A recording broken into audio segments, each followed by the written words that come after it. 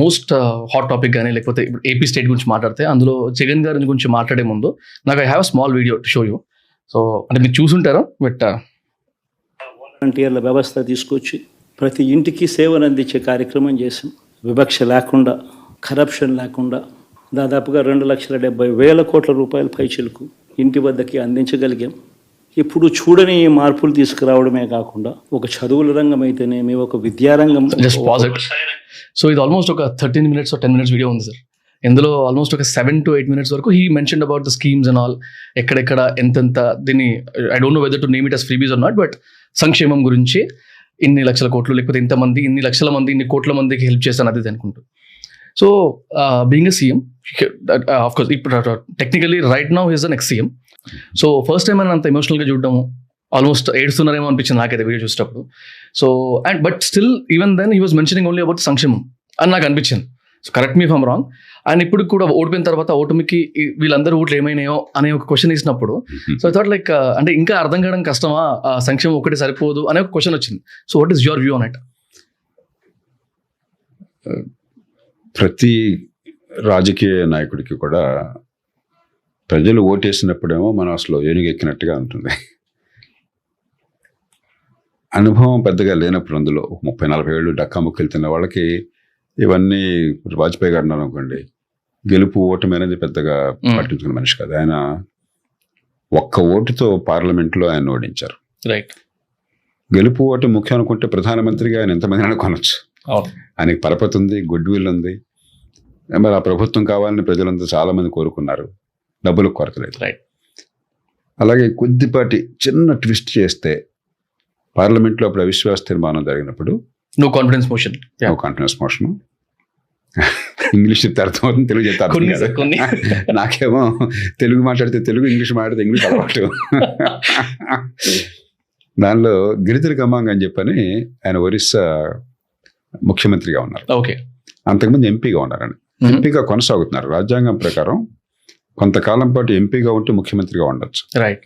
ఒక 6 నెలల లోపల ఎమ్మెల్యేగా కానీ ఎమ్మెల్సీగా కానీ ఎన్నిక కావాలి, ముఖ్యమంత్రి పదవి అనర్హుడు. ఓకే. అది ఎమ్మెల్సీ ఎన్నికైన తర్వాత ఏదో ఒకటి వదిలేసుకోవాలి. రైట్. ఎంపీ కానీ ఎమ్మెల్యే. ఆ సంధియుగంలో ఉన్నాడు ఆయన, ముఖ్యమంత్రిగా ఉన్నాడు. ఆయన పార్లమెంట్లో కూర్చున్నాడు. ఆయన ఓటేయాల వద్దా, ఆయన కాంగ్రెస్ మనిషి అన్నాడు. ఆయన ముఖ్యమంత్రిగా ఉండి ఈ దేశంలో ఇప్పటిదాకా చర్చ రాలా, ముఖ్యమంత్రిగా ఉండి పార్లమెంట్లో ఓటు వేయొచ్చా ఓకే అన్నది చర్చ రాలా అప్పటి వరకు. ఎందుకంటే అలాంటి సంఘటన జరగల. అందులో ఇది మామూలు ఓటు కాదు, ఇది జాతీయ స్థాయిలో ఒక ప్రభుత్వం ఉంటుందా ఓడిపోతుందో తెలిసే ఓటు. అందరికి అర్థమవుతుంది 1-2 ఓట్లతోనే తేడా రావచ్చు అని చెప్పని.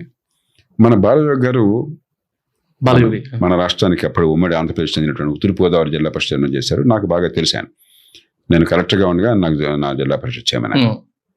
ఆయన స్పీకర్ దేశంలో. మళ్ళీ ఇప్పుడు తెలుగుదేశం పార్టీ వారు స్పీకర్ పదవిని కోరుతున్నారన్న విన్నాను నేను ఎక్కడో, నిజమో కాదు నాకు తెలియదు. ఊరికే టీవీలో అలా అంటున్నారని చెప్పారు ఎవరు, మాకేం తెలుసు. బాలయోగి గారు స్పీకర్. బాలయోగి గారు నిర్ణయం చేయాల్సి వచ్చింది, తను గిరిధర్ గమాంగ్ ఓటు వేయచ్చా వద్దా అని చెప్పని. ఆయన పార్లమెంట్ సభ్యుడు కాబట్టి నువ్వు ఓటు వేయొద్దని చెప్పే హక్కు నాకు లేదు, కానీ ముఖ్యమంత్రిగా ఉండగా పార్లమెంట్లో ఓటు వేయడం అని చెప్పి అనేది ధర్మం కాదు. అది ఎందుకంటే మీరు ముఖ్యమంత్రి వెళ్ళిపోయారు, ఇది లాంఛనప్రాయంగా ప్రస్తుతం ఉన్నారు, అక్కడ ఎమ్మెల్యేగా ఎన్నికవుతారు, ఇది కొనసాగుతారు, ఇది పోతుంది అని చెప్పని. కానీ మీ అంతరాత్మగా వదిలేస్తున్నాను, ఎందుకంటే రాజ్యాంగం ప్రకారం మీరు పార్లమెంట్ సభ్యులు అయినప్పుడు నేను ఆపటం నాకు ధర్మం కాదని చెప్పి నాకు తీర్పు ఇచ్చాడు. ఆయన ఓటు వేశాడు ఓకే వాజ్పేయి గారికి వ్యతిరేకంగా. ఆ ఓటుతో ఆ ప్రభుత్వం పడిపోయింది. ఆయన లేకుంటే సమానం అయ్యండి. సమానం అయితే అప్పుడు స్పీకర్కి కాస్టింగ్ ఓటు ఉంటుంది. స్పీకర్ మామూలుగా ఓటు వేరు. ఎప్పుడు ఓటు వేస్తారంటే ఇద్దరికి సమంగా ఓటు వేస్తే అప్పుడు ఆయన టై వచ్చి వేస్తారు, అదర్వైజ్ స్పీకర్ ఓటు ఉండదు. కాబట్టి ఆ కాస్టింగ్ ఓటు వేస్తే ప్రభుత్వం కాదు. నేను అప్పుడు వాజ్పేయి గారు ఏమన్నారు తెలుసా, అప్పుడు కానీ తర్వాత 2000 అప్పుడు సరే ఆయన చాలా హుందాగా ప్రవర్తించాడు, ప్రజల ముందు కడతామని చెప్పి అన్నారు. నాకు బాలయోగి గారు, నేను ఒక కాలం రాస్తూ ఈ ఉదంతాన్ని చాలా నేను మెచ్చుకున్నాను.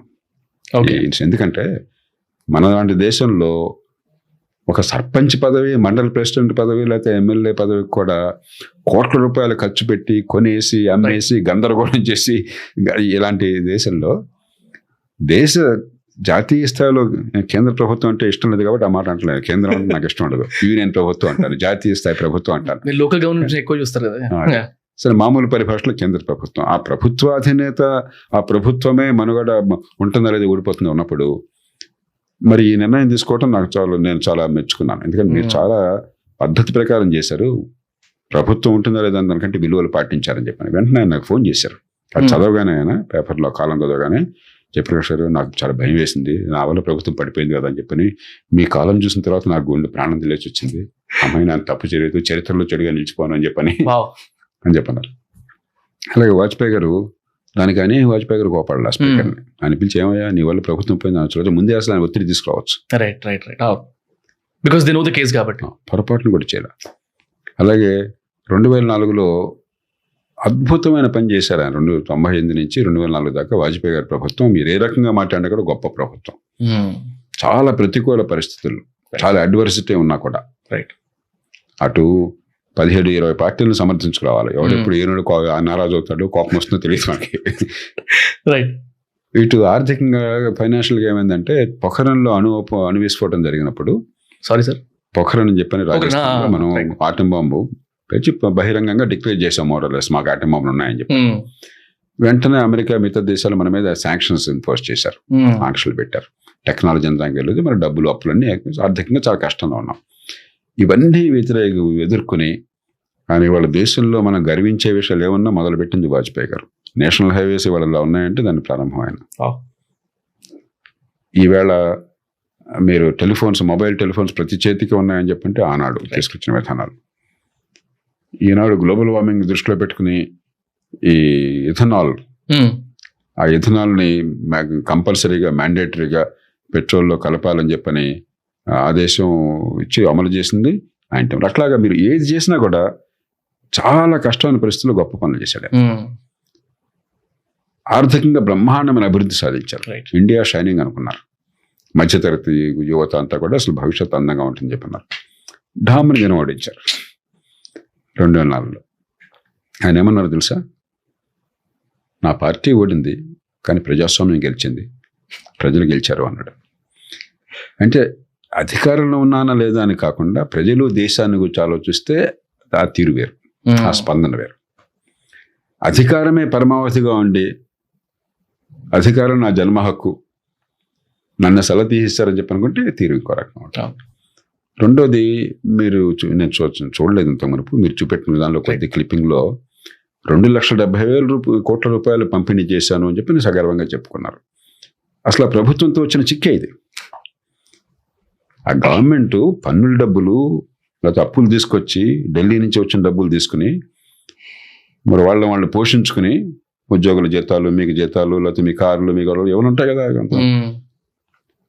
కొంత కైంకర్యం చేసి, కైంకర్యం లేదని ఎవరు అనరు కదా, మెడ మీద తలక ఉన్నాడు ఆ మాట అంట కదా, అంటే కొంచెం డబ్బులు పక్కకు పెట్టడం అంతేనా, తినేయడం.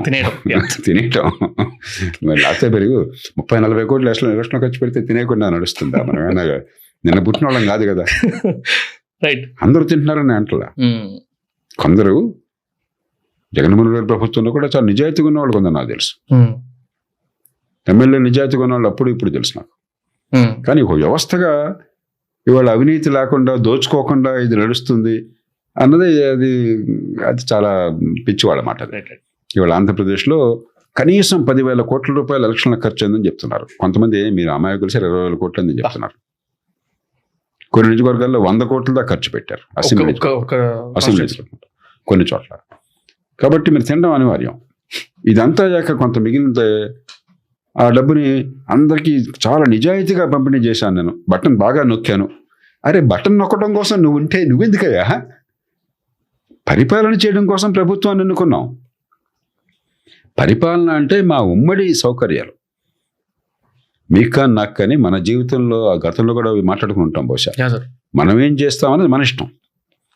మీరేం చదువుకుంటారు, ఏ ఇంట్లో ఉంటారు, ఏ ఉద్యోగం చేస్తారు, ఏ వ్యాపారం చేస్తారు, లేకపోతే ఏ ప్రొఫెషన్, ఏ వృత్తిని చేపడతారు, ఎవరిని ప్రేమిస్తారు, ఎవరిని పెళ్లి చేసుకుంటారు, ఏ రెస్టారెంట్లు తింటారు, ఏ భోజనం తింటారు, ఇవాళ ఎక్కడికి వెళ్తారు, ఏ సినిమా చూస్తారు, ఇవన్నీ మీ ప్రైవేట్ వ్యవహారం. 100-90 మన జీవితం మన చేతుల్లో ఉంది. ఇప్పుడు వర్షం పడింది ఇక్కడ, వర్షం పడగానే ఇప్పుడు గంట పోయిన తర్వాత ట్రాఫిక్లో తిరిగేటప్పుడు నాకు నరకం అవుతుంది, నాకు తెలిసిన అవుతుందో. మనకు వర్షం పడినట్టు హైదరాబాద్లో రైట్ వరదలే కదా, రైట్. అది నా చేతుల్లో లేదు. వంశీ కానీ జేపీ కానీ ఎంత ప్రాణం పెట్టినా కూడా వర్షం వస్తే వరదలు రాకుండా చేసే శక్తి మనకు లేదు. అది ఎవరు చేయాలి? ఉమ్మడిగా చేయాలా. రైట్. అందుకోసం ప్రభుత్వాన్ని పెట్టాం.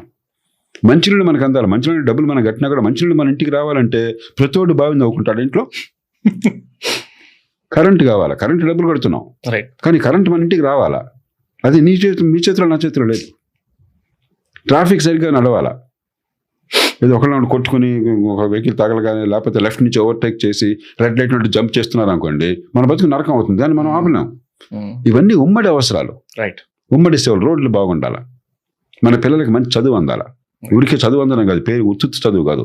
నిజంగా చదువు అంతే ఎంత ఖర్చు పెట్టాం విద్య కోసం, చదువు అంతే. ఎందుకంటే నిరుపేదలు కూడా శక్తికి మించి ఖర్చు పెట్టి ప్రైవేట్ స్కూళ్ళకి పంపిస్తున్నారు. మన కళ్ళ కనిపించట్లా మనకి. ఎందుకని మీరు నిజంగా ఆరోగ్యం అందరూ బ్రహ్మాండంగా అందిస్తే, ఇది ఈ రాష్ట్రం కాదు, బ్రహ్మాండంగా అందిస్తే ఎందుకు ఈ దేశంలో 5.5 కోట్ల మంది అనారోగ్యం కారణంగా, హెల్త్ బాగుపడిన కారణంగా వేదలైపోతున్నారు ఒక సంవత్సరంలో? ఏడాదికి 5.5 కోట్ల మంది. కాబట్టి మనం ఆత్మవంచన చేసుకుంటే లాభం లేదు. కాబట్టి ఉమ్మడి సౌకర్యాలు చేయడం ప్రభుత్వం మొట్టమొదటి బాధ్యత. అక్కడ ఘోరంగా విఫలమయ్యారు. ఎందుకంటే డబ్బులన్నీ కూడా వీటికి సరిపోయినాయి. నేను ఇప్పుడే బడ్జెట్ చూస్తున్నాను. ఈ సంవత్సరం వారు ప్రవేశపెట్టిన బడ్జెట్ చూస్తుంటే 2,05,000 కోట్ల రూపాయలు ఆదాయం. అంటే పెద్ద సొంత డబ్బు అనుకోబోకండి. 1,05,000 కోట్లు రాష్ట్ర ప్రభుత్వానికి పన్నుల రూపంలో వచ్చింది. పన్నులు ఇతరత్ర ఇంకో 14,000 1,19,000 కోట్ల రూపాయలు రాష్ట్ర ప్రభుత్వం ఆదాయం. దానిలో ఢిల్లీ నుంచి జిఎస్టీ మన వాటా, అది కూడా మన డబ్బే. మిగతా డబ్బంతా కూడా ఖర్చు పెడుతుంది రాష్ట్ర ప్రభుత్వం. ఖర్చు పెడుతుంది 2,86,000 కోట్లు. 1,05,000 1,10,000 ఇంకో 1,19,000 మంది. ఢిల్లీ నుంచి 81,000 కోట్లు వస్తుంది. అప్పులు ఇంకో 80,000 కోట్లు చేశాం. 80,000 కోట్లు అప్పులు చేస్తే ఢిల్లీ నుంచి వచ్చిన డబ్బు కాకుండా సంవత్సరానికి కదా, సంవత్సరం 80,000 కోట్లు అప్పులు 80,000 కోట్లు, ఢిల్లీ నుంచి వచ్చిన 80,000 కోట్లు, ఒక 1,000 కోట్లు అటు ఇటుగా. ఈ లెవెల్లో 1,000 కోట్లే ఉంది ఆఫ్టర్ ఆల్.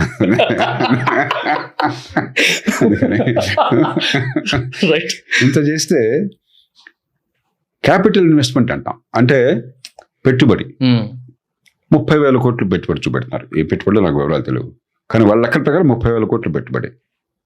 అంటే అప్పు చేసిన డబ్బులో 50,000 కోట్లు అప్పు చేసి పప్పు కొడుతున్నారు. మీరు 50,000 కోట్లు ఏడాదికి జనానికి ఇచ్చామని చెప్తున్నారు. 50,000 కోట్ల రూపాయలు అప్పు కనిపిస్తుంది. మరి మిగతా 2,00,000 కోట్లు ఏమైనాయండి? 5 ఏళ్లలో 12,00,000 కోట్లు బస్సాలి, 10,00,000 కోట్ల ప్రజలు ఖర్చు అయితే 2,50,000 కోట్లు నిజంగా ప్రజలకి సమర్థంగా నిజాయితీగా పంపిణీ చేసినప్పుడు వాస్తవమే. అసలు ఎందుకో మిమ్మల్ని పెట్టుకున్నామో, ఒక ప్రభుత్వం, మానవ జాతి ప్రభుత్వాన్ని ఎందుకు ఏర్పాటు చేసుకుందో, ఎందుకు మిమ్మల్ని అక్కడ కూర్చోబెట్టిందో, ఎందుకు మీకు పనులు ఇచ్చి పోషిస్తోందో అది పక్కన పెట్టేసి, నా డబ్బులో ఈ 10 లక్షలు 12 లక్షల కోట్లు ఖర్చు పెట్టే దానిలో మిగతా 10 లక్షల కోట్లు దేవుడి కొరకు ఏమవుతుందో, నాకు రోడ్లు లేవు, విద్య ప్రమాణాలు బాగోలేదు, బిల్డింగ్లు కనిపిస్తున్నాయి కానీ ఆరోగ్యం అందక బేదరికంలో గడిపోతున్నాం. రోడ్లు మరి కరెంటు సరిగ్గా వస్తుందని నమ్మకం లేదు, ట్రాఫిక్ సరిగ్గా ఉండేది లేదు, చట్టం అనేది అసలు లేనే లేదు, గోండాల రాజ్యం అయిపోయింది. అధికారులు కూడా చివరికి రాజకీయంలో అలాగే చేస్తున్నారు, భూముల దందాల్లో చిక్కుకుపోయారు. కాదని చెప్పమానండి, ఇదంతా మనకు కనిపించదు. రెండోది, మీరు నిజంగా అద్భుతంగా వాజ్పేయి గారి లాగా చేసినా కూడా ఒక ప్రజాస్వామ్యంలో ప్రజలకు కావాల్సిన అద్భుతంగా చేసే శక్తి మీకు ఎవరికి లేదు, బాగా చేసిన వాళ్ళకు కూడా. కాబట్టి దాని పర్యవసానం అనిపించాలి. అందరూ ఓకే, దీర్ఘకాలం ఎల్లకాలం మనం ఉంటాం, ఏదైనా రాచరికమైనా ఉన్నా. అంచేత అధికారం పోవటానికి కళ్ళనీళ్ళు తెప్పిస్తే, అధికారం వస్తే అమితానంద పెడితే బహుశా మనం నాయకత్వానికి పనికి రాకపోవచ్చు. అధికారం ముళ్ళ కిరీటం. అధికారం పోతే అమ్మయ్య బరువు పోయిందని అనుకున్నవాడు గొప్పవాడు. అధికారం వస్తే అరే బరువు వచ్చిందిరా అని చెప్పని బాగా ఆలోచించేవాడు గొప్పవాడు. ఆ అధికారాన్ని జనం కోసం తన గురించి ఏమాత్రం పట్టించుకోకుండా చేసేవాడు గొప్పవాడు. అదే మీరు ఇందాక అరౌండ్ 30,000 కోట్ల వరకు పెట్టుబడి పెట్టాం అనేది ఏదో లెక్క చూసామన్నారు కదా, దాని కనెక్టెడ్ పాయింట్. మనకి అంటే ఏపీలో రైట్ నౌ ఒక ఎన్ని లక్షల కోట్ల అప్పు ఉండదు సార్ అప్రాక్సిమేట్లీ? అధికారికంగా ఇప్పుడు లేటెస్ట్ లెక్కలు నాకు తెలియవు, ఒక దాదాపు 5.5 లక్షల కోట్లు 6 లక్షల కోట్లు దాటింది. కానీ అనధికారికంగా అప్పు ఉన్నది. 2 రకాల అప్పులు ఉన్నాయి. ఒకటేమో బడ్జెట్లో చూపెట్టేది, రెండోది ఆఫ్ బడ్జెట్ లోన్స్ అంటారు. లాస్ట్ టైం మాట్లాడడం యాక్చువల్లీ ఒక్కసారి ఏం చేస్తారంటే ప్రభుత్వం ఆ పద్దుల్లో చూపెట్టి ఖర్చు అప్పు ఉంటే ఒకటి, ఏదో ఒక సంస్థను పెడతాను, రిజిస్టర్ చేస్తాను, దాని కంపెనీ గాను, ప్రభుత్వ కంపెనీ గాను, మరో దాని గాను, దానిలో పైసా డబ్బులు ఉండవు, దానికి డబ్బులు తిరిగి చెల్లించే శక్తి ఉండదు. కానీ ఆ కంపెనీ పేరుతో నేను డబ్బులు అప్పు తీసుకొస్తాను, అప్పు అడిగాడు. కాబట్టి ఏం చేస్తాను, ప్రభుత్వ భూములు తాకట్టు పెడతాను. ఓకే. లేకపోతే గవర్నమెంట్ రెవెన్యూస్ ఆంధ్రప్రదేశ్లో ఎప్పుడు ప్రపంచంలోనే నేను కొంత మొట్టమొదటిసారిగా విన్నాను ఈ వింత, ఎక్కడ ఉందో నాకు తెలీదు. మనకి రాజ్యాంగం ప్రకారం ఏంటంటే పన్నుల డబ్బు ఏమొచ్చినా, ప్రభుత్వానికి ఆదాయం వచ్చినా ఖజానాలో చేరుతుంది. అవును. అంతేగాని అదంతా అలా వద్దు, వంశీ గారి బ్యాంక్ అకౌంట్లో వేయి, జేపీ గారి ఇంటికి పంపించనేది అసలు రాజ్యాంగంలో సాధ్యం కాదు. రాజ్యాంగాన్ని ఉల్లంఘించి ఎస్క్రో అకౌంట్ ఒకటి పెట్టి అప్పు తీసుకొచ్చాం కాబట్టి అందులో హెచ్చువడ్డలకి ఎస్క్రో అకౌంట్ పెట్టి ప్రభుత్వానికి వచ్చిన పన్నుల ఆదాయం డైరెక్ట్గా ఎస్క్రో అకౌంట్ బయట చేయడం నేను మొట్టమొదటిసారి ఆంధ్రప్రదేశ్లో ఈ విన్యాసం చేశారు.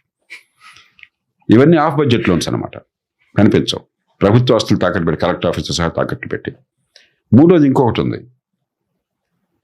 పోయే ప్రభుత్వం కదా, 1 లక్ష కోట్లు బకాయిలు ఉన్నాయి, అది ఖర్చు పెట్టాలా, ఎందుకంటే మీకు చెల్లించాలి, మీరు కాంట్రాక్ట్ చేశారు, చట్టబద్ధంగా మీకు డబ్బులు ఏమైనా ఇవ్వాలా. ఓకే. ఇవ్వలేదు కాబట్టి గవర్నమెంట్లో ఖర్చు కనిపించదు. బడ్జెట్లో ఎక్రూవల్ బడ్జెట్ ఉంటుంది, ఒకటేమో ఖర్చు పెట్టింది ఖర్చు. ఇది మన ప్రభుత్వాల్లో ఎక్రూవల్ బడ్జెట్ వాడం మనం. కాబట్టి 1 లక్ష కోట్లు మీకు ఇవ్వాలి, మీకు ఇవ్వాలనేది ఎక్కడ కాగితం మీద కనిపించదు. మీకు ఇవ్వలేదు కాబట్టి అది ఖర్చు లేదు, కానీ ఇవ్వాలి, ఖచ్చితంగా ఇవ్వాలి. ఇది అప్పే, కానీ కనిపించను అప్పు. బిల్స్ పేయబుల్ అంటాం కదా, అది దాదాపు 1 లక్ష కోట్ల రూపాయలు ఉంది. ఈ మొత్తం కలిపితే దాదాపు 50% జిఎస్టిపి. డబ్బు ఎంత ఉందనుకంటే రాష్ట్ర స్థూల ఉత్పత్తి, అంటే ఒక సంవత్సరం మొత్తంలో రాష్ట్రంలో మొత్తం అందరు ప్రజలు 5.5-6 కోట్ల మంది ప్రజలు కలిసి ఎంత ఉత్పత్తి చేస్తున్నారు, అన్ని మీరు చేసే పని, నేను చేసే పని, ఒక రైతు చేసే పని, వ్యవసాయ కార్మికుడు చేసే పని, పరిశ్రమల్లో, సేవా రంగంలో, డాక్టర్లు, నర్సులు, మరి కూరగాయలు అమ్ముకునే వాళ్ళు, మొత్తం అందరు కలిసి మొత్తం ఆదాయం ఎంత, దాన్ని స్థూల ఆదాయం అంటారు రాష్ట్రం. దానిలో 50% అప్పులు ఉన్నాయి. 20% ఉండాలా, అంతగా ఉంటే 25 ఉంచకూడదని చెప్పిన నిబంధన. ఇప్పుడు 50%కి వచ్చేసాం. వడ్డీల భారం సహజంగానే పెరిగిపోతుంది. అఫ్కోర్స్ అదే మీరు చెప్తున్న లెక్క ప్రకారము 6 లక్షల కోట్ల వరకు అంటే యావరేజ్గా 8 to 9% మనం ఇంట్రెస్ట్ రేట్ వేసుకున్నా కూడా 40,000 కోట్లు, దాని 40-50,000 కోట్లు. అందులో ఏమవుతుందంటే మీకు ఆఫ్ బడ్జెట్ లోన్స్ తీసుకున్నప్పుడు వాడు హెచ్చు వడ్డీలు అడుగుతాడు. గవర్నమెంట్ గ్యారంటీ ఇస్తారు, రకరకాలు ఉంటాయి అనమాట. అంచేత ఇది ఖచ్చితంగా ఒక ప్రమాద స్థితిలో ఉన్నది, దాన్ని కాపాడుకోవాలి. ఇప్పుడు అయిపోయింది, అది అయిపోయింది. ఇప్పుడు మనం ఒక గాడిని పెట్టాలంటే 1 గంటలో జరిగేది కాదు, 3-4 ఏళ్ళు పడుతుంది. 3-4 ఏళ్ళు చాలా క్రమశిక్షణ పాటిస్తే, వ్యవహరిస్తే 3-4 ఏళ్ళు పడుతుంది కనీసం. అంటే దీని కనెక్టెడ్ సార్, లైక్ ఇప్పుడు మీరు చెప్తుంటే కొంచెం నవ్వు వస్తుంది మాట్లాడుతుంటే, కానీ భయం వేస్తుంది. ఇన్ఫాక్ట్ ఇప్పుడు ఈవెన్ బిఫోర్ ఎలక్షన్స్ కూడా చాలా వరకు ఈ ఇన్ఫర్మేషన్ బయట ఉంటుంది.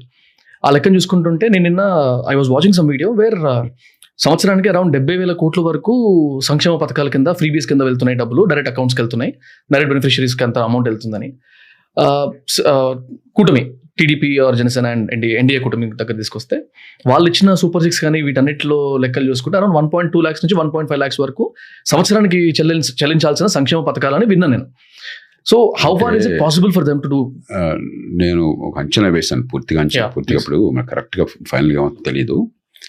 నా అంచనా ప్రకారం ఒక 45-50 వేల కోట్ల రూపాయలు అదనపు ఖర్చు ఆల్రెడీ ఉన్నదానికంటే ఎక్కువ ఇప్పుడు. కాబట్టి బహుశా మీరు 1,25,000 ఎట్లా వచ్చిందంటే ఇప్పుడు పెడుతున్న ఖర్చు ప్లస్ అదనపు ఖర్చు కలిపి ఆ డబ్బు వచ్చి ఉంటుంది. 1.2 అవుతుంది. మరి ఇప్పుడే ఇంత కష్టంగా ఉంటే ఖచ్చితంగా దానివల్ల కష్టం వస్తుంది. రైట్. మరి ఆపద్ధర్మమనో లేకపోతే జనం ఏ మాట వినడం చెప్పిన కారణంగానూ సారీ టు కట్ యూ.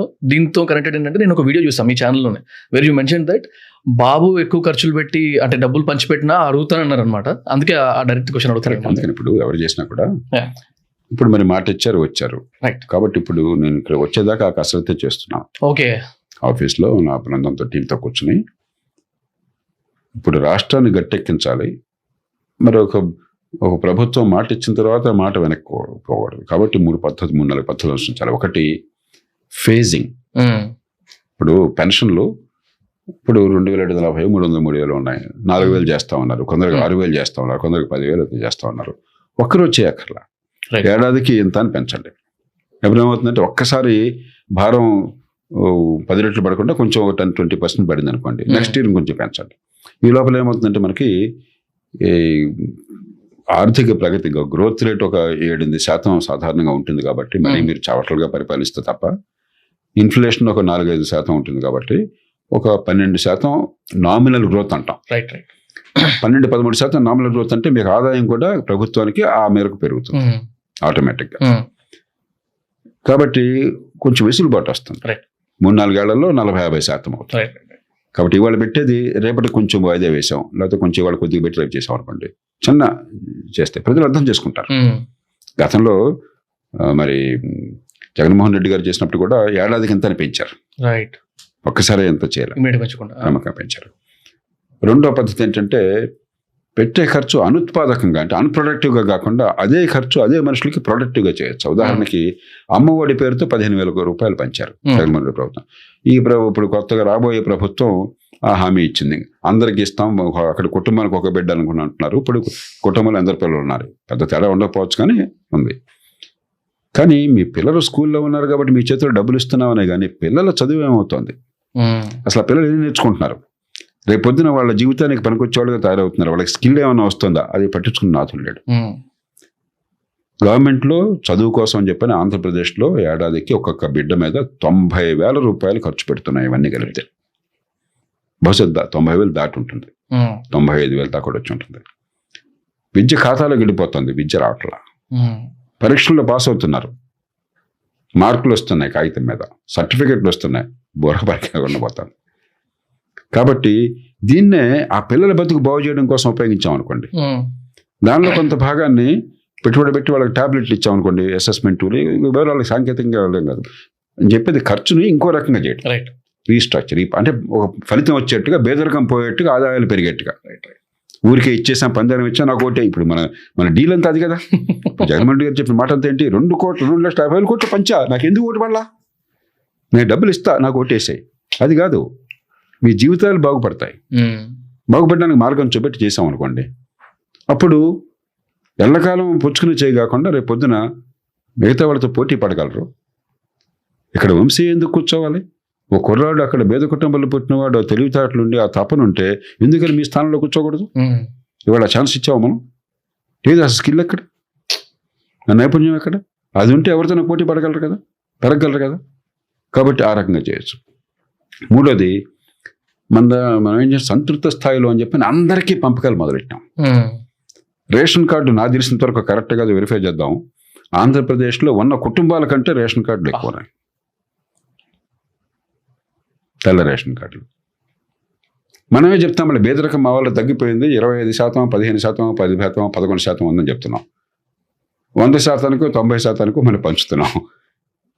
అది అర్హత ఉన్న వాళ్ళకి చెప్తాం, జనానికి చెప్తాం, అరే నొప్పికెళ్ళినా కూడా ఇంకో రకంగా మన పిల్లల భవిష్యత్తు కాపాడదామయ్యా. డబ్బునోడు కూడా. ఒకసారి నేను అసెంబ్లీలో ఉండగా మంత్రి గారు వచ్చారు. ఆయన ఆనాడు సివిల్ సప్లైస్ మంత్రి, అంటే రేషన్ షాపులు చూసేవారు. ఆయన చెప్పాడు, సురేష్ గారు నాకు సిగ్గేస్తుంది, నా ఏరియాలో రైస్ మిల్లర్ వచ్చి నాకు తెల్ల కార్డు కావాలన్నా అంటాడు. ఏమయ్యా నువ్వు రైస్ మిల్లర్ కోటేశ్వరుడి తెల్ల కార్డు ఎందుకు అని చెప్పంటే, నాకు అవమానంగా అందరికీ తెల్ల కార్డులు ఉన్నాయి, మీరు ఆరోగ్యశ్రీ తెల్ల కార్డుతో కలిపేశారు, కాబట్టి నేను ఆరోగ్యశ్రీ లేకుండా నేను డబ్బు ఇచ్చించుకోవాల్సిన అవసరం ఏంటో, నాకు తెల్ల కార్డు కావాలంటున్నాడు. ఇలా అయిపోయిందండి, అందరికీ తెల్ల కార్డు చచ్చిపోతున్నాం మేమని చెప్పాడు ఉమ్మడి ఆంధ్రప్రదేశ్లో ఉన్నప్పుడు. అది రియాలిటీ. కాబట్టి మనం అర్హత ఉన్న వాళ్ళకి ఇద్దాం, అర్హత ఉన్న వాళ్ళకి ఎందుకు. కాబట్టి ఇలాగా కొన్ని పద్ధతులు పాటించాలి. అసలు నొప్పి లేకుండా అయ్యో ఇక్కడ ఏదో ఏమవుతుందో, అక్కడైతే ఏమవుతుందో, ఏ నొప్పి కలుగుతుందో, చివరికి రాష్ట్రం సర్వనాశనం అయిపోతుంది. కాబట్టి ఇవాళ చంద్రబాబు నాయుడు గారు ఎన్నుకున్నది ఎందుకంటే సంక్షేమమే పాలన అన్నటువంటి వాదన. అభివృద్ధి కావాలంటే పెత్తందారులు వాళ్ళు మేమంతా బేదల కోసం ఉన్నాం, బేదలంటే సంక్షేమం అవటం కాదు, బేదలంటే బేదరికాన్ని తొలగించడం, బేదల కోసం అవటం అంటే. ప్రజలు ఏంటంటే సహజంగానే దానికి ఆశపడ్డారు, ఓటేశారు 2019లో. కానీ తెలుగు ప్రజలు, ముఖ్యంగా ఆంధ్రప్రదేశ్ ప్రజలకు ఏంటంటే ఒక 50-100 ఏళ్ల పాటు కొంచెం చదువు, కాస్త నైపుణ్యము, ప్రపంచంలో ఎక్కడికైనా గౌరవంగా బతికేటువంటి తీరు, మళ్ళీ మన ఊళ్ళని గురించి పట్టించుకుని ఆ ఊళ్ళో స్కూల్ కానీ ఇంకోటి కానీ రోడ్డు కానీ మనం చేద్దామని చెప్పిన తపన ఒక ఎంటర్ప్రెన్యూరియల్ది. ఎందుకనే సినిమాల్లో ప్రొడ్యూసర్లు కానీ ఇంకోటి కానీ లేకపోతే మరి చిన్న చిన్న వ్యాపారాలు కానీ వృత్తులు కానీ కొంచెం బాగా ఎంటర్ప్రెన్యూరియల్ ఉంది. కాబట్టి ఏమైందంటే తాత్కాలికమైన తయారాలను ఆశించినా కూడా చాలా తొందరగా ఇది వస్తే మా బతులు బాగుపడడం లేదు కదా అని అర్థమైంది కాబట్టి ఇంత గట్టిగా తీర్పిచ్చారు. రైట్. చంద్రబాబు నాయుడు గారికి ఎందుకు అంత గట్టిగా తీర్పు వచ్చిందని చెప్పంటే ఆయన మీద ఆ నమ్మకం ఉన్నది. ఎన్ని రకాల విమర్శలున్నా కూడా హైదరాబాద్ నగర అభివృద్ధి విషయంలో కానీ ఉమ్మడి ఆంధ్రప్రదేశ్ అభివృద్ధి లేదా ఆర్థిక సంస్కరణలు పెట్టుబడులు తీసుకురావటము, అలాగే 2014-19 మధ్య చాలా కష్టకాలంలో ఉన్నటువంటి ఆంధ్రప్రదేశ్లో ఎక్కడ డబ్బు కొరత లేకుండా రోడ్లు కానీ ఇతర ఇన్ఫ్రాస్ట్రక్చర్ కానీ పోలవరం ప్రాజెక్టు కానీ రాజధాని కోసం చేసే పనులు కానీ మరి పెద్ద పెద్ద కంపెనీలు కియా మోటార్ లాంటివి తీసుకురావడం కానీ ఖచ్చితంగా ప్రోత్సహించారని చెప్పి అందరికీ అర్థమైంది. కాబట్టి ఇప్పుడు ఇచ్చారు. అది చేయకుండా మీరు కూడా పంజారాల్లో పడిపోతే మరి గత ప్రభుత్వం ఎంత తిరస్కరించినట్టు. కాబట్టి దాన్ని కొంచెం బ్యాలెన్స్ చేసుకోవాలి. మాట తప్పకూడదు, ప్రజల విశ్వాసాన్ని కోల్పోకూడదు, మరి కష్టంలో ఉన్న వాళ్ళ బాధను గమనించాలి, అదే సమయంలో భవిష్యత్తును కాపాడాలి. ఇది తేలిక కాదు. ఖచ్చితంగా ఇది చాలా చాలా కష్టపడాలి. మరి కష్టపడకుండా ఒక నాయకత్వం ఉన్నది, చాలా ఆలోచించడానికే కదా. అంతేగాని ఊరికి బట్టలు నొక్కడానికి నాయకత్వం అయితే గొడవ ఎందుకు అసలు? అసలు ఒక 500 కోట్లు 1000 కోట్లు పెట్టుబడి పెడతామని వస్తే ఇంటర్వ్యూ ఇవ్వకపోయా. గతంలో పెట్టుబడి పెట్టిన వాళ్ళు రాష్ట్రం మీద మమకారంతో వాళ్ళని పురుగుల్లాగా చూసి రాష్ట్రం నుంచి వెళ్ళగొట్టే. అసలు ఏమిటిదంటే సంపద సృష్టించడం అంటే మాకు శత్రువు అనుకుంటే, సంపద కోరేవాళ్ళు, సంపద పెరగాలని కోరే వాళ్ళంతా కూడా పెత్తందారులు, వాళ్ళంతా వర్గశత్రువులు అని చెప్పినట్లయితే అది ఏ మాటది, ఏ భాషది, ఇవాటి భాష అది.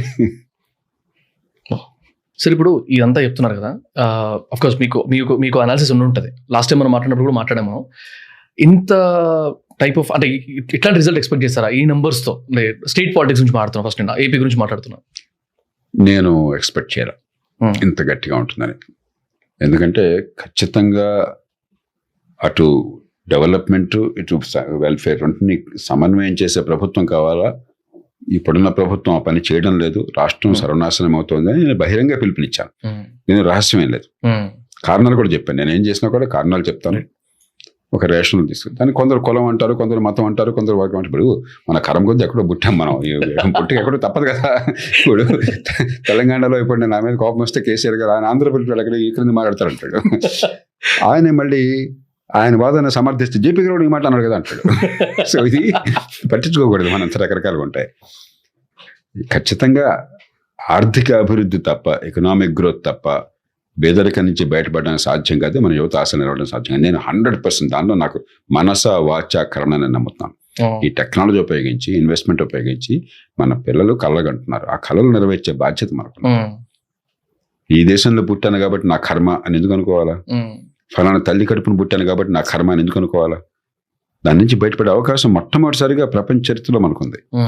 అది చేయకుండా ప్రభుత్వాలు ఇంకేం చేసినా నేను క్షమించను. నా ఫస్ట్ ప్రయారిటీ అది ఇవాళ. ఆ కారణంగా నేను స్పష్టంగా చెప్పాను. కానీ అదే సమయంలో మన దేశంలో ఇప్పటికి కూడా గ్రోత్కి మెజారిటీ లేదు, సంక్షేమానికే మెజారిటీ ఉంది. ఈ మాటలు చాలా జాగ్రత్తగా చెప్తున్నాను.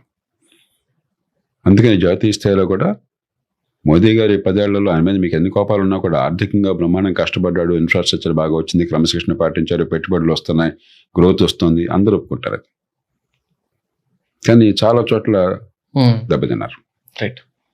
ఇది చాలా బాగా పనిచేశారు, ఎప్పుడు లేనట్టుగా లా అండ్ ఆర్డర్ వచ్చింది, ఇన్ఫ్రాస్ట్రక్చర్ వచ్చింది, ఇన్వెస్ట్మెంట్లు వస్తున్నాయి. ఇదంతా ఉత్తరప్రదేశ్లో ఇప్పుడు ఇలాంటిది వినలా. నిన్న మొన్నటి దాకా మరి నెత్తెత్తుకున్నారు. టక్కని గ్రోత్కి మెజారిటీ లేదు. ఎందుకంటే దానికి కారణం కూడా ఈ 50-60 ఏళ్లలో మనం చేసిన తప్పులు. కోట్ల మందికి ఈ దేశంలో ఈ గ్రోత్ ఈ కార్యక్రమంలో పాల్పంచుకునే అవకాశం లేదు. ఎకనామిక్ గ్రోత్ వచ్చినప్పుడు ఎవరు బాగా దాన్ని ఉపయోగించుకునేది? స్కిల్ బాగా ఉంటే, చదువు ఉంటే, స్కిల్ ఉంటే, చొరవ ఉంటే, ఎంతో కొంత పెట్టుబడి ఉంటే, ఈ రెండు ఉన్న వాళ్ళు చాలా వేగంగా పెరుగుతారు. ఎకానమీ 7-8% పెరిగితే మంచి స్కూల్ ఉన్నవాడు 4-5 రెట్లు పెరగచ్చు ఆదాయం. ఒక మంచి డాక్టరు, ఒక మంచి మీడియా కమ్యూనికేటరు, లేకపోతే ఒక మంచి యాక్టరు, లేకపోతే ఒక బాగా ఇన్నోవేటివ్ ఐడియా ఉండి ఒక వస్తువుని ప్రొడ్యూస్ చేసేవాడు, ఒక గొప్ప రెస్టారెంట్ నడిపేవాళ్ళు చాలా బ్రహ్మాండంగా చేస్తారు. గ్రోత్ ఉన్న కొద్దికి మార్కెట్లో ఆపర్చునిటీస్ పెరుగుతాయి, పర్చేసింగ్ పవర్ పెరుగుతుంది, దాన్ని ఉపయోగించి పెరుగుతారు. అలాగే ఇప్పుడు ఇది ఉత్పత్తి చేశాడు, వాడు సహజంగా వాడి దగ్గర కోట్లు సమకూడతాయి, బాగుంది కాబట్టి అందరూ అదే కొంటాం కాబట్టి. స్కిల్ లేనప్పుడు, ఉత్తుత్తి చదువు లేనప్పుడు, మరి నాకు గోతులు తవ్వడము గొంతులు పొడుచుని తప్ప ఇంకే తెలియదు అనుకోండి, మోడర్న్ ఎకానమీ దేనికి పనికొస్తాను నేను? కాబట్టి నా తప్పేం లేకుండానే ఎకానమీ పెరిగితే నాకు కూడా కొంత నేను పెరుగుతాను, కానీ అది నాకు సాటిస్ఫాక్షన్ ఇవ్వదు. ఎందుకంటే నా కళ్ళెదురుగా మీరు బ్రహ్మాండంగా పెరుగుతున్నారు నాకు కనిపిస్తుంది. సోషల్ మీడియాలో చూస్తున్నాను, సినిమాల్లో చూస్తున్నాను. పూర్వం అంటే కనీసం ఏమీ లేవు, టీవీలు లేవు, సోషల్ మీడియా లేదు. ఇప్పుడు నాకు కనిపిస్తుంది కాబట్టి నాకు కూడా డ్రీమ్ ఉంది కదా, కానీ అది పెరుగుతున్నా నేను పెరగట్లా. నిన్నటికంటే వాళ్ళు బాగుంది, కానీ అది నాకు సాటిస్ఫాక్షన్ ఇవ్వదు. కాబట్టి నాకు సంక్షేమం కావాలి. ఇది షార్ట్ కట్, ఫ్రీగా వచ్చేస్తుంది చెప్పని. ఇది తప్పు ప్రభుత్వాలది. ఎప్పుడు ఇది మారుతుందంటే, నాకు గ్యారంటీగా నాకు స్కిల్ పెరుగుతుంది, ఆపర్చునిటీ వస్తుంది, ఈవేళ అర్జెంటుగా ఈ తాత్కాలికమైన దానికోసమే కాకుండా రేపటి కోసం కొంచెం త్యాగం చేయాలి. కుటుంబం ఎలా త్యాగం చేస్తుంది? కుటుంబంలో ఏమవుతుంది, మీకు 50,000 రూపాయలు ఇన్కమ్ వస్తే ఏ కుటుంబమైనా మీరు చూడండి, కొద్దిపాటి బాధ్యత ఉన్నా కూడా 40,000 ఖర్చు పెట్టి 10,000 దాచుకుంటారు, లేదా 5,000 దాచుకుంటారు. కానీ కనీసం అప్పు చేసి పప్పు కూడా తినరు. తల్లిదండ్రులు తింటామన్నా ఆపేసి పిల్లలకి భోజనం పెడతారు, కానీ అప్పు చేసి పిల్లల మీద అప్పుల భారం పెట్టరు, ఆస్తులు లేకుండా. కాబట్టి గవర్నమెంట్లు కూడా అలా ప్రవర్తించకపోయినట్టయితే, గవర్నమెంట్లు కూడా ఈ పేదరికం తొలగించడం కోసం ఈ గ్రోత్లో పార్ట్నర్గా ఉన్నట్టుగా పేదలను చేయకపోతే, ఇంక్లూజివ్ గ్రోత్ అంటాం, అది చేయకపోతే చేయాలి. ఈ దేశంలో నేను గట్టిగా చెప్తాను, గ్రోత్ వస్తుంది, గ్రోత్ వస్తున్నా కూడా ఇంక్లూజివ్ గ్రోత్ కాదు. ఇంకా చాలా మంది మారుమూల గ్రామాల్లో ఉన్నవాళ్ళు, చదువు లేని వాళ్ళు, కాగితమే సర్టిఫికెట్ 10th క్లాస్ పాస్ అయినా కూడా ఏమాత్రం తెలియని వాళ్ళు, వాళ్ళకి గ్రోత్లో అవకాశం లేదు. మరి వాళ్ళకి కసి ఉంటుంది. కాబట్టి మనం ఫస్ట్ ప్రయారిటీ ఏంటంటే గ్రోత్ సాధించాలి. ఈ పేదలకి, ఈ స్కిల్ లేని వాళ్ళందరికీ కూడా గ్రోత్లో పార్ట్నర్షిప్ వచ్చేట్టు చేయాలి. మాకు గ్రోత్ వల్ల లాభం వాళ్ళకి కళ్ళకు కనిపించాలి. హైదరాబాద్లో ఎన్నిక ఏమైంది మీకు లాస్ట్ టైం జరిగినప్పుడు? హైదరాబాద్ సిటీలో ఎందుకు మెజారిటీ వచ్చింది బీఆర్ఎస్కి? 24 సీట్లలో కూడా బీఆర్ఎస్ కానీ మరో పార్టీ కానీ కాంగ్రెస్ గెలవాలి. అంటే ఓటు వేసిన వాళ్ళంతా బీఆర్ఎస్ అంటే ఇష్టపడి కాదు, కొంతమంది కోపం ఉండొచ్చు, అయినా సరే బాగుందా సిటీ బాగుపడింది, మన బరువులు బాగుపడతారు. గ్రామాల్లో ఎందుకు రాలేదు? ఈ బెనిఫిట్ అక్కడ కనిపించాల. వాళ్ళకి ఎంతో కొంత అందింది, అందులో అంటలా. ఒక టైడ్ పెరిగితే సముద్రం ఆటుపోట్లు ఉంటాయి కదా, ఆ పోటు వచ్చినప్పుడు సముద్ర మట్టం పెరుగుతుంది, దాని ప్రతి పోటు పెరుగుతుంది, కాబట్టి ఆ మాత్రం పెరుగుతుంది. కానీ అవతల వాడు అంత బాగా ఎదుగుతున్నాడు, నేను కొంచెం ఎదిగాను, నాకు ఆడలా.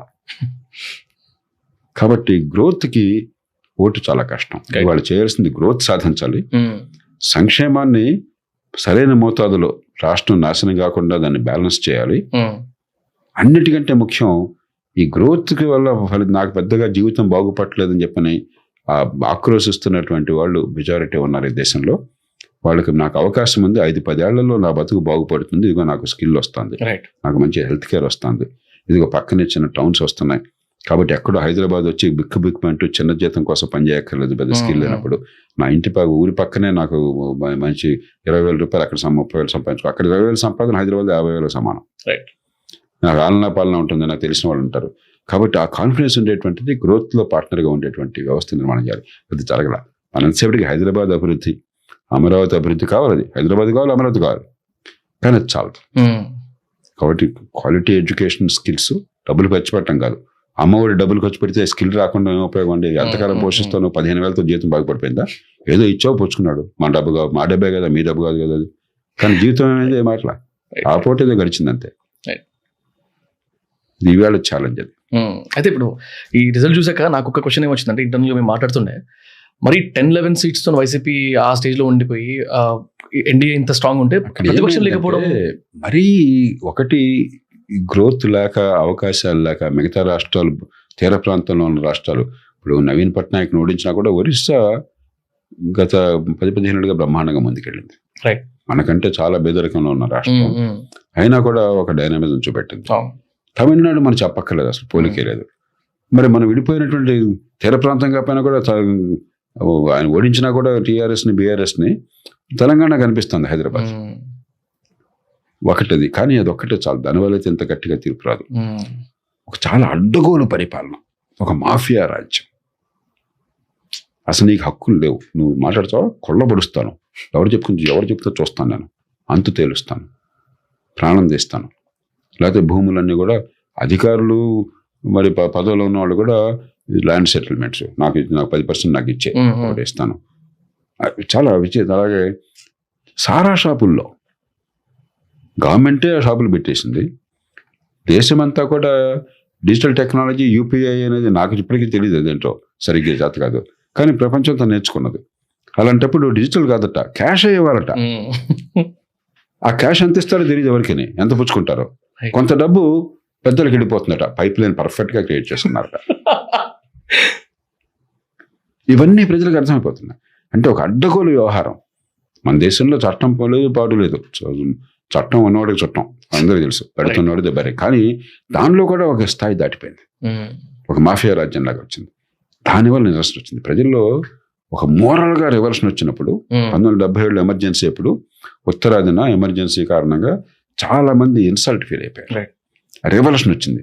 అందుకనే యూపీ, బీహార్, మధ్యప్రదేశ్, రాజస్థాన్ ఒక్క సీటు కూడా కాంగ్రెస్ గెలవకుండా ఠామఠామలు ఓడించారు. ప్రైమ్ మినిస్టర్ని ఆవిడ కొడుకుని కూడా ఓడించారు. అప్పుడు ఎవరు ఊహించారు ఇందిరాగాంధీ అంత గొప్ప నాయకురాలు ఆవిడ. కాబట్టి మామూలు ఎడిట్ కాదు, ఇది ఒక మోరల్ రెవల్యూషన్ కూడా వచ్చింది. ఈ రెండు కలిసినాయి. అంటే ఇప్పుడు ఈ ప్రతిపక్షం లేకుండా ఉన్న సిచ్యువేషన్ చూస్తే will it not effect the, అందుకనే కూడా మనకి ఒక ఆరోగ్యకరమైన ప్రజాస్వామ్యం కావాలంటే ఒక స్ట్రాంగ్ అపోజిషన్ ఉండాలా, ఎగ్జాక్ట్లీ కన్స్ట్రక్టివ్ అపోజిషన్ ఉండాలా. రూలింగ్ పార్టీ ప్రతిపక్షాన్ని గౌరవించాలి, ప్రతిపక్షం ప్రతిదానికి నో అంటం కాకుండా ఎక్కడ కలిసి రావాలో కలిసి రావాలి. బ్రిటన్లో ఎన్నికలు జరుగుతున్నాయి, రేపు July 4th ఎలక్షన్. మొన్న అనౌన్స్ చేశారు. రిషి సౌనక్ ఏమో కన్జర్వేటివ్ పార్టీ నాయకుడు ప్రధానమంత్రి, స్టార్మరు లేబర్ పార్టీ, రెండు పార్టీలు, ఇంకోటి 2 పార్టీలు ఉన్నా కూడా ఇవి మెయిన్ పార్టీస్ ఇవే. వాళ్ళు గట్టిగా పోరాడుతున్నారు, కానీ ఎంత పరస్పర గౌరవం ఉంటుంది. ఎక్కడ కూడా బస్తీ మీద సవాలు, బూతులు తిట్టం ఉండదు. రిషి సౌనక్ గారు ప్రతిపాదన చేస్తే మంచిదైతే మేము కూడా ఒప్పుకుంటాము, చేస్తాము, అయితే మేము కొంచెం ఈ రకంగా చేస్తామని చెప్తారు. నచ్చకపోతే మేము తిరస్కరిస్తున్నాం, ఈ కారణంగా మేము వ్యతిరేకిస్తున్నాం అని చెప్తారు. చాలా చాలా సందర్భాలు ఎలక్షన్ క్యాంపెయిన్లో కూడా వాళ్ళు చెప్పింది కొంచెం సరిదంతా మేము ఒప్పుకుంటున్నాం అంటారు. ఇది ప్రజల కోసం, భవిష్యత్తు కోసం. రాజ్యాన్ని పోరాటం చేద్దాం, ఇది పోటీ పడదాం. కానీ పోటీ పడటం అంటే బస్తీ మీద సవాలు కాదు, తలకాయలు తీసిపారేయటం కాదు, అమ్మబూతులు తిట్టడం కాదు. ఎంత విచిత్రంగా తయారైంది ఆంధ్రప్రదేశ్లో రాజకీయం. కులం పేరుతో దుర్భాషలాడడం కాదు, అది గొప్పగా అనుకోవటం కాదు. మనం మనుషుల్ని పశువులుగా మారుస్తున్నాం. పశువులకు అవమానం ఏమాట అంటే